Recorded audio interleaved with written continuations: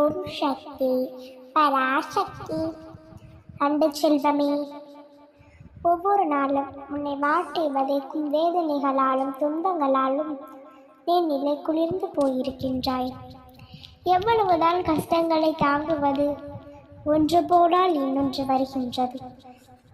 தொடர்ந்து வந்து கொண்டே இருந்தால் எப்பொழுதுதான் நான் நிம்மதியாக இருப்பது என்று புலம்பி தவிக்கின்றாய்.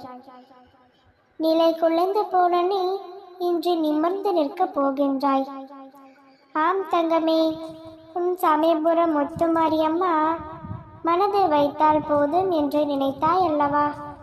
வைத்து விட்டேன், என் தங்கத்தின் மேல் வைத்து விட்டேன். இனி உன் வாழ்வில் எல்லாம் பலமாகத்தான் அமையும். நிலை குலைந்த உன்னை நிமிர்ந்து இருக்கச் செய்வதுதான் எனது தலையாள பணி.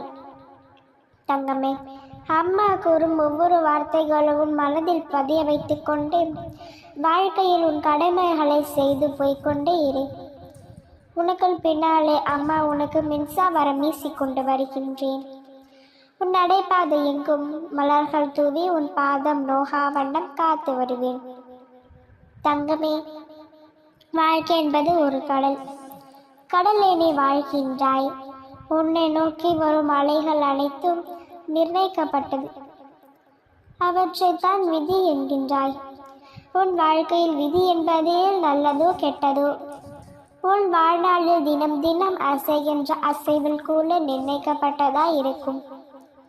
இதைத்தான் அம்மா அடிக்கடி நடக்கும் எல்லாவற்றிற்கும் காரணம் உண்டு என்று கூறுவேன். ஒவ்வொரு சின்ன சின்ன அசைவுக்கும் ஒரு காரணம் இருக்கிறது. அப்படி இருக்கையில் ஒரு பக்கம் விதி, இன்னொரு பக்கம் முந்தைய பிறவியின் கர்ம வினை. இவை இரண்டும் தான் ஒன்று உன் சூழ்நிலைகளுக்கு காரணம். இதை நான் அடிக்கடி உன்னிடம் கூறியிருக்கின்றேன். இவற்றிலிருந்து நீ தப்ப முடியாது. நீ மட்டும் அல்ல, இந்த உலகில் பிறந்த எல்லா உயிர்களும் இதிலிருந்து தப்ப முடியாது. ஆனால் நீ என் பார்வைக்கு திரும்பினால் உன் வசத்தை நான் கைப்பற்றி உனக்கான அனைத்து இக்கட்டுகளில் இருந்து உன்னை காத்திடுவேன். நீ வந்து விட்டாய் என் பார்வைக்கு. எப்பொழுது நீ சமயபுரத்தில் கால் வைத்தாயோ அன்றே உன் வாசல் திறந்து விட்டது. நான் உள்ளே வந்து விட்டேன். என் லீலைகளை நீ தக்க சமயத்தில் நீ உணர்வாய்.